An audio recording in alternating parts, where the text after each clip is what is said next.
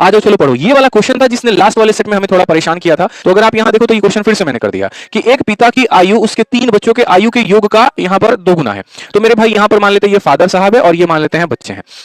ये यहाँ पर बच्चे हैं, ठीक है। यहाँ पर चाइल्ड है तो चाइल्ड को सी लिख देते हैं। तो बच्चों की उम्र अगर x है ना, तो यहाँ पर पिता जो है वो कितना गुना है, तो पिता जो है मेरे भाई 2 गुना है।